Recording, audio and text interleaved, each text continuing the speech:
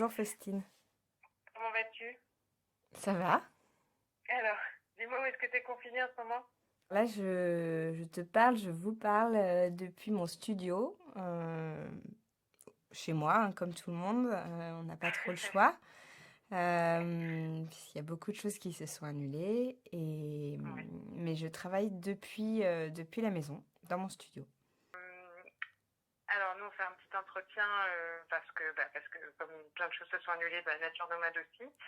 Du coup, je te présente pour les gens qui n'ont pas encore eu l'honneur de te rencontrer pendant les premières éditions de Nature Nomade. Donc, tu es ingénieur du son et depuis quelques années, tu enregistres des carnets sonores que tu proposes à l'écoute aux gens en session au casque, assis dans des transats, ou alors aussi tu les proposes à la radio. Voilà, alors je suis effectivement ingénieure du son et créatrice son, réalisatrice son. Je pars enregistrer les sons et j'en fais des pièces radio.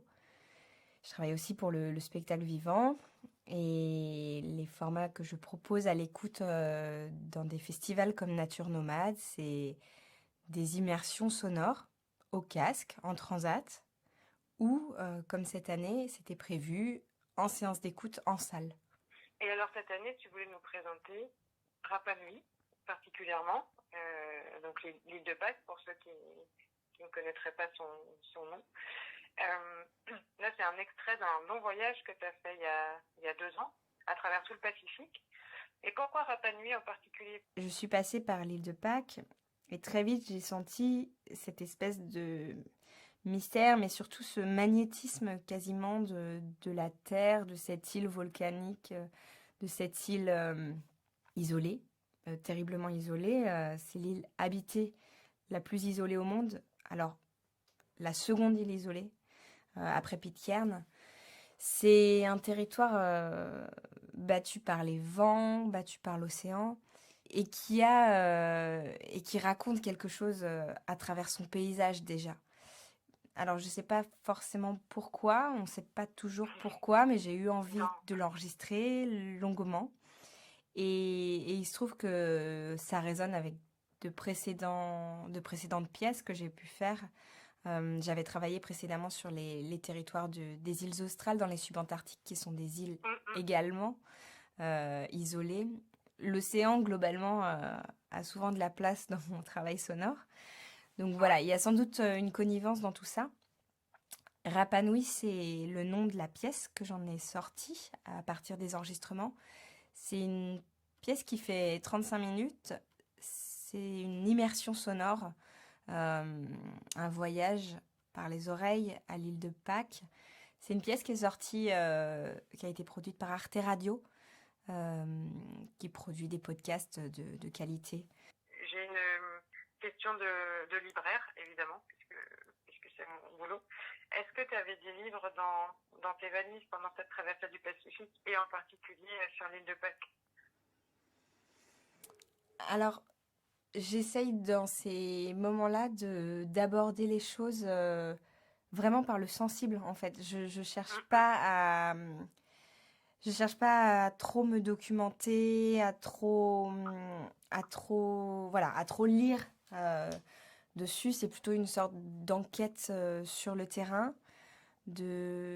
Alors, j'ai rencontré là-bas une conteuse qui Oui. est une narratrice dans cette histoire sonore et qui transmet énormément de cette histoire-là. Rapa Nui, il y a à voir aussi avec les légendes, la transmission orale. C'est une île qui a été peuplée en tout cas on le dit, par les Polynésiens à l'origine. Euh, donc voilà, c'était plutôt de cette façon-là que je l'ai abordé, par quelque chose de très sensible et par l'entrée aussi du paysage, donc de l'écoute des lieux, de ce que les lieux ont à nous raconter. Et après coup, que tu partages aussi des films ou des choses aussi à voir pour se projeter au-delà du sonore sur un territoire. Alors en général, je propose pas forcément des images parce que ce que j'aime, c'est que le sonore va créer chez chacun ses propres images en fait. puisque le son parle énormément à l'intime et à l'imaginaire de chacun. Donc ça, j'aime assez laisser cette place-là. Et puis surtout, moi, j'enregistre les sons, je raconte les lieux avec les sons. Mais forcément, c'est subjectif et forcément, je prétends pas du tout être dans une démarche de savoir, de journaliste, de Mhm. reporter. Euh, je prétends, enfin, je ne prétends à rien d'ailleurs. J'espère être beaucoup plus du côté de la transmission sensible et d'une vision sensible d'un lieu que chacun peut aller prolonger comme il l'entend, effectivement, avec ses ressources. Mais je ne me fais pas prédictrice de lecture ou de... Je ne me sens pas le droit. Oui. Et j'aimerais savoir juste comment t'enregistres et un peu comment tu sélectionnes tes sons. J'enregistre beaucoup de choses. J'enregistre au fil d'une certaine sensibilité. Pour moi, l'enregistrement, c'est pas du tout un enregistreur et des micros neutres qui captent et qui capturent comme ça du son objectif. C'est forcément un regard derrière, le regard d'un preneur de son, mais surtout l'écoute avant tout. Ce que je veux dire, c'est il y a un rapport au monde qui s'inscrit dans l'enregistrement. C'est pas neutre l'acte d'enregistrer et il y a donc déjà une écriture. Qu'est-ce qu'on donne à écouter? C'est un point de vue toujours, un point d'écoute.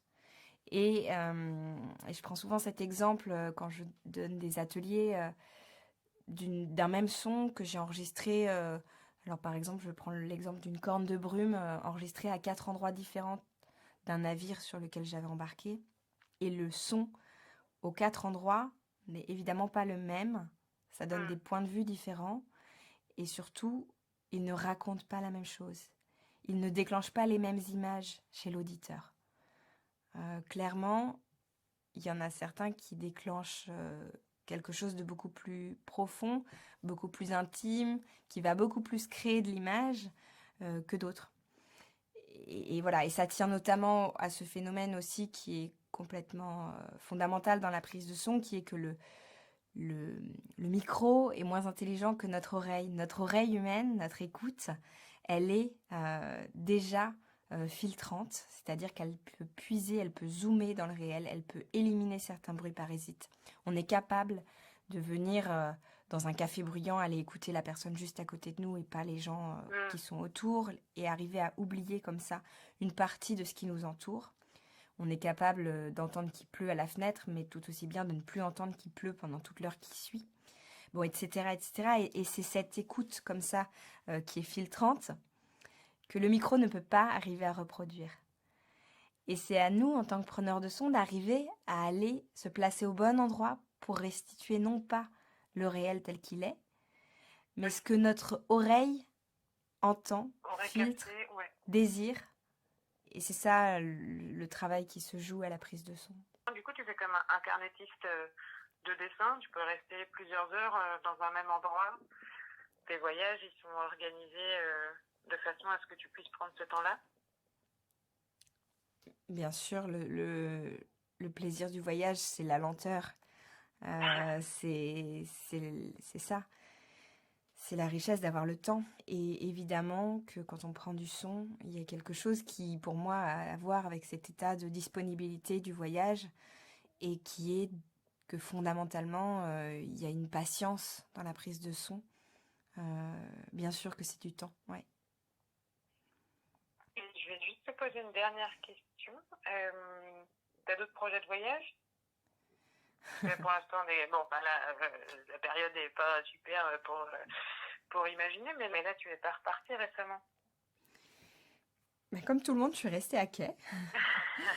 Mais non, honnêtement, je parle pas des envies, des rêves Ouais, trop tôt parce que je trouve qu'il faut pas souffler les petites flammes comme ça. Mais en tout cas, ce qui est sûr, c'est que j'ai des projets, oui. oui, très bien, plein. Donc, donc là, cette année, Nature Nomade, bon, c'est tombé à l'eau comme plein d'autres choses, mais on se revoit l'année prochaine alors. Bah, j'espère que c'est important ces moments de partage, c'est Ouais. important. Donc merci à vous, ouais. Bah non, mais merci à toi, c'est toujours un plaisir et les gens adorent s'évader comme ça par le son. Et du coup, tu nous laisses un petit extrait, c'est ça? Et puis on mettra le lien peut-être pour ceux qui ont envie Et d'aller bien écouter. sûr, pour les curieux qui aimeraient écouter plus, Au écouter à casque domicile, voilà, et découvrir encore, ou sur encore enceinte. d'autres morceaux, bien sûr, avec, bien sûr, que je mets en lien le site internet, les podcasts Arte, ben voilà, le tout. Ben, merci beaucoup, Sophie, et puis on se dit à bientôt de toute façon, quoi. Oui, à bientôt à Nantes. Merci Christine. Et puis donc c'est un extrait de la pièce Rapa Nui. Voilà. Quand je suis arrivée pour la deuxième fois à Rapa Nui, tout d'un coup j'ai fait oh, c'est ça l'odeur.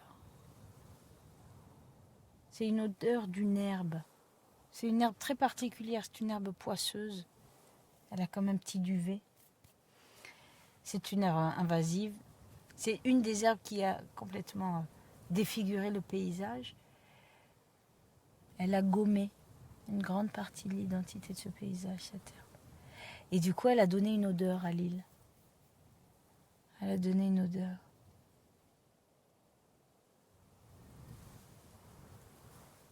Ah, il y a une odeur, c'est l'odeur du feu, forcément.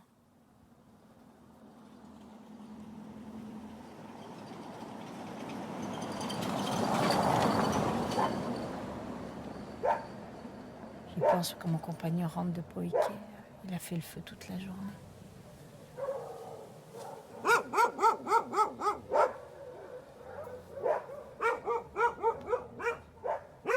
Mais Poïké est un endroit à part. Poïké est un endroit sans cailloux. Cette île, tu peux pas planter un bout de bois, il n'y a que du caillou dedans. Sauf à Poïké.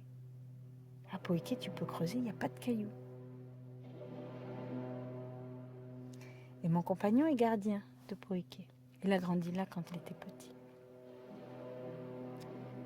Donc il m'a montré des endroits. Mais il y a des endroits, ce sont des lieux d'accouchement où on faisait accoucher les femmes. On le voit au pétroglyphe, on le voit au...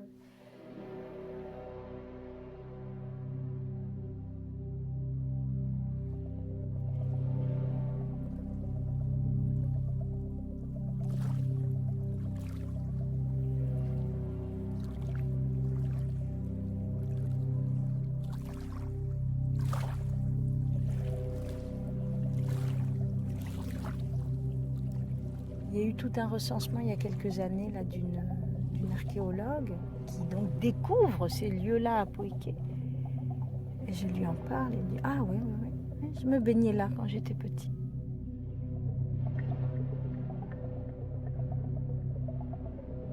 Et « Ah bon, mais pourquoi tu l'as jamais dit? Pourquoi tu n'en as jamais parlé à cette dame? Pourquoi... » Et il dit « Parce que nommer fait que le lieu existe. Et s'il existe, avec le monde d'aujourd'hui, il disparaît. »